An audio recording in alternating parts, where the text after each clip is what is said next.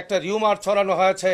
যে বিশ্ব ইজতেমায় গেলে এখানে মার খেতে হবে, রক্তাক্ত হতে হবে। 2024 সালের 17ই ডিসেম্বর দিবাগত রাত 3:30টায় গভীর সময়ে আমাদের নামাজরত, পাহারারত, ঘুমন্ত, কেউ জিকিররত অবস্থায় সাদ সাহেবের অনুসারীরা বিনা কারণে একতরফাভাবে যেই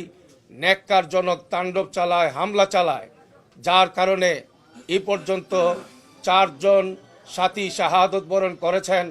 তাদের একতরফা হামলার কারণে, এবং শত শত সাথীদের গায়ে ক্ষত বিক্ষত যে পরিস্থিতি এখনো পর্যন্ত আছে, এটা গোটা দেশে একটা নেতিবাচক প্রতিক্রিয়ার সৃষ্টি করেছে। এবং সারা বিশ্বে যারা দাওয়াত ও তাবলীগের মেহনত করেন, বিশ্ব ইজতেমায় আসার জন্য যারা প্রস্তুতি নিয়েছিলেন, তাদের সকলের মধ্যেই একটা চরম অসন্তোষ, চরম অস্থিরতা তৈরি করেছে। এই দৃষ্টিকোণ থেকে যে দাওয়াত ও তাবলীগের মধ্যে তো এক ভাই আর এক ভাইয়ের পাশে দাঁড়ানোর বিষয়টা আছে, কেউ কারো গায়ে হাত তোলা, মারা তো দূরের কথা, কেউ কাউকে কটুবাক্য বলা, শক্ত ভাষায় কথা বলা, এটা তো ইসলাম সমর্থন করে না,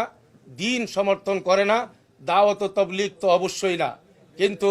এই পরিস্থিতি যেটা সাতপন্থীরা ঘটাইল, এই কারণে দেশে বিদেশে একটা চরম অসন্তোষ এবং অস্থিরতা, ভয়, আশঙ্কা, এই সবগুলোই তৈরি হয়েছে। পাশাপাশি আমাদের এই দেশে আমরা দায়িত্বের সঙ্গে বলতে চাচ্ছি, দেশের গ্রামে গঞ্জে বিভিন্ন অঞ্চলে, প্রত্যন্ত অঞ্চলেও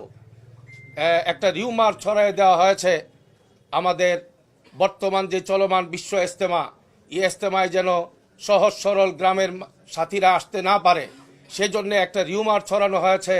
যে বিশ্ব ইজতেমায় গেলে এখানে মার খেতে হবে, রক্তাক্ত হতে হবে, আবারও পুনরায় নতুন করে কোনো ঘটনার পুনরাবৃত্তি ঘটতে পারে।